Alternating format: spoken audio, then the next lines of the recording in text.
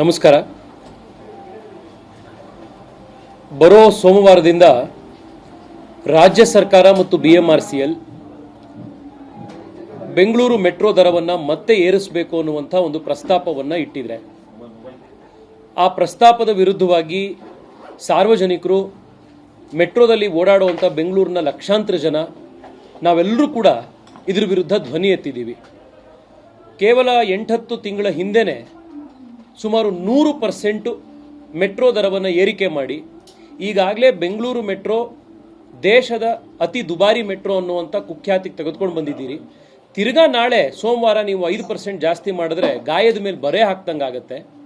ತಿಂಗಳಿಗೆ 15ರಿಂದ 20 ಸಾವಿರ, ಕೆಲವು ಕಡೆ 25,000 ರೂಪಾಯಿ ಜನ ಬರೀ ಮೆಟ್ರೋದಲ್ಲಿ ಓಡಾಡೋದಕ್ಕೇನೆ ಬಳಸುವಂಥ ಅನಿವಾರ್ಯತೆ ನೀವು ಸೃಷ್ಟಿ ಮಾಡಿದ್ದೀರಿ ಅಂತ ಹೇಳಿ ರಾಜ್ಯ ಸರ್ಕಾರದ ವಿರುದ್ಧ ಇವತ್ತು ಕೇಂದ್ರದ ನಗರಾಭಿವೃದ್ಧಿ ಸಚಿವರಾದಂಥ ಮನೋಹರ್ ಲಾಲ್ ಖಟ್ಟರ್ ಅವರ ಜೊತೆಗೆ ನಾನು ದೀರ್ಘವಾದಂಥ ಫೋನ್ ಸಂಪರ್ಕದಲ್ಲಿ ನಾನು ಮತ್ತು ಆರ್ ಅಶೋಕ್ ಅವರು ಮಾತನಾಡಿದ್ವಿ.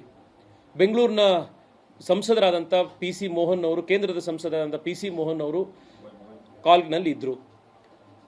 ನಾವೆಲ್ಲರೂ ಒತ್ತಾಯ ಮಾಡಾದ ಮೇಲೆ ಮನೋಹರ್ ಖಟ್ಟರ್ ಅವರು ರಾಜ್ಯ ಸರ್ಕಾರದ ಈ ಪ್ರಸ್ತಾಪವನ್ನು ತಾತ್ಕಾಲಿಕವಾಗಿ ತಡೆ ಹಿಡಿಯೋದಕ್ಕೆ ನಾನು ಕೇಂದ್ರದ ನಗರಾಭಿವೃದ್ಧಿ ಸಚಿವರಿಗೆ ನಾನು ಸೆಕ್ರೆಟರಿಗೆ ನಾನು ತಿಳಿಸಿದ್ದೀನಿ ಅನ್ನುವಂಥ, ಸೆಕ್ರೆಟರಿಗೆ ತಿಳಿಸಿರುವಂಥ ಮಾತನ್ನು ಹೇಳಿದ್ದಾರೆ. ಮನೋಹರ್ ಖಟ್ಟರ್ ಅವರು ಕರ್ನಾಟಕದ ಬೆಂಗಳೂರಿನ ಜನರ ಕೂಗನ್ನು ಕಿವಿಗೊಟ್ಟು ತಾತ್ಕಾಲಿಕವಾಗಿ ರಾಜ್ಯ ಸರ್ಕಾರದ BMRCLನ ದರ ಪರಿಷ್ಕರಣೆ ಮಾಡುವಂಥ ಈ ಪ್ರಸ್ತಾಪಕ್ಕೆ ತಡೆ ಕೊಟ್ಟಿದ್ದಾರೆ. ಆದರೆ ಇದು ಬ್ಯಾಟಲ್ ಹಾಫ್ ಒನ್, ಯುದ್ಧ ಪೂರ್ತಿಯಾಗಿ ನಾವು ಗೆದ್ದಿಲ್ಲ. ನಾನು ಈಗಾಗಲೇ 1 ವರ್ಷದಿಂದ 8-10 ಬಾರಿ ಹೇಳಿದ್ದೀನಿ. ಇವತ್ತು ಕೂಡ ಬೆಳಗ್ಗೆ ಮಾಧ್ಯಮದ ಜೊತೆಗೆ ಮಾತನಾಡ್ತಾ ಹೇಳಿದೆ,